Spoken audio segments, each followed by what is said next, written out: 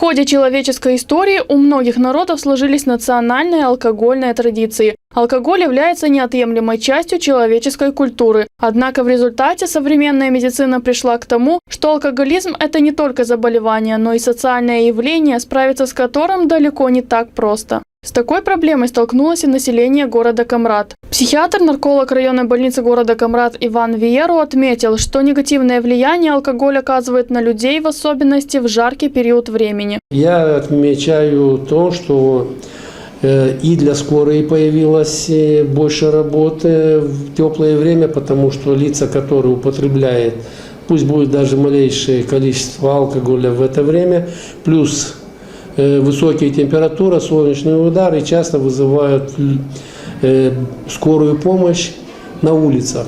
Буквально я сам дежурю по скорой помощи, и это очень заметно. Что заметно в последнее время, что это больше касается молодого возраста, в пределах 35 до 35, которые, будем говорить, только начинают пить и начинают пить все подряд. И плюс температура, вот они и попадают в тяжелейших состояниях в больницу. Жители и гости Камрада считают, что злоупотребление алкоголем вредит здоровью. Нет, желательно вообще не пить, лучше пускай спортом занимается. Спорт полезный. Вообще нужно отказаться от всего, потому что алкоголь портит мозги. Нет, оно ничего не помогает, даже если чуть-чуть, чтобы было хорошо. Сразу дурость. Сейчас выходишь, больше молодежи, не знаю. Просто, может, я вижу больше молодежи, не наблюдаю за старшими. А так молодежь хорошо выпивает. Вообще лучше не пить. А почему? Оно вредит здоровью. Хорошо пить вино, конечно, в меру. А вообще злоупотреблять алкоголем противопоказано. В умеренных, конечно, нужно. Это искусство пить. Это как бы полезно для здоровья человека. Допускается как немножко попить.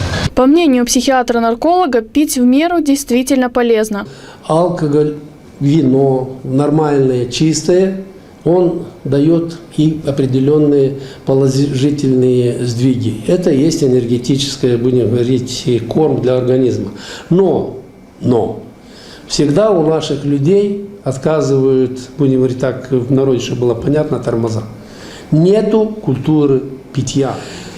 Я хочу сказать так, что без вина можно жить. Никто еще не умер от того, что если он не употребляет вино и ходит на куматриях, ходит на свадьбах. Никто абсолютно. Веселиться можно и так, если мы хотим веселиться. А если невозможно, типа как на свадьбе, что не пить, то надо иметь предел.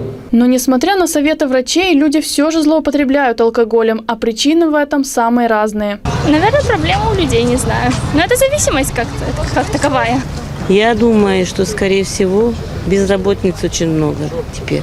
И им делать нечего. Вот они пьют. Кто-то из-за проблем, кто-то из-за того, что не может раскрепоститься. И когда выпивает, тогда он чувствует себя более свободно, комфортно. Учитывая мнение врача, злоупотребление алкоголем пагубно сказывается на здоровье, а употребление его в умеренных количествах приносит организму пользу.